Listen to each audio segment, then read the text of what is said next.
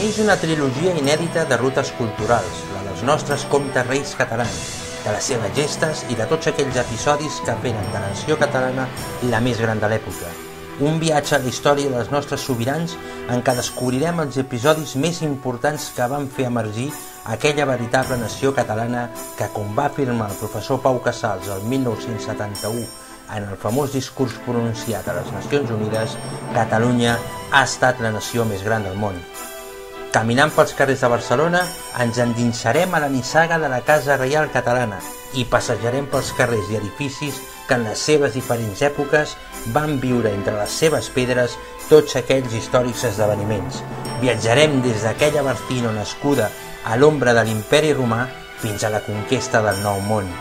Infinitud de fonts escrites i documentals de totes les parts del món i de totes les èpoques històriques es fan ressò d'aquestes conquestes i exalten la supremacia naval de Catalunya i la perícia, fortalesa, estratègia, valor i experiència en l'art de la nàutica dels almiralls, mariners i tots aquells que componien l'estol naval medieval català.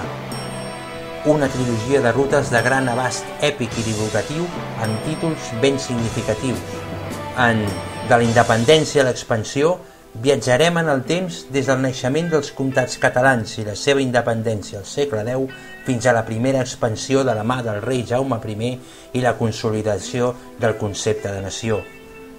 La supremacia a la Mediterrània ens mostrarà el camí que seguí Catalunya per convertir-se en la primera potència del mar, des de les primeres conquestes de Pere II el Gran fins a Martí I l'Humà i l'extinció del Casal de Barcelona.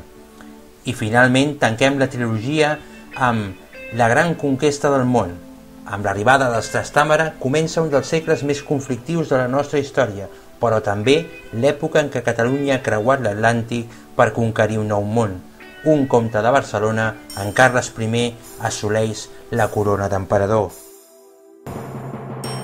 Vine amb nosaltres a les rutes dels comtes reis catalans i viu en primera persona la potència de la nació catalana, dels seus exèrcits i de la seva marina, estendard de les conquestes i expansió que al llarg de tants segles protagonitzà, com reconeixen les altres nacions del món, una de les epopeies més grans de la història.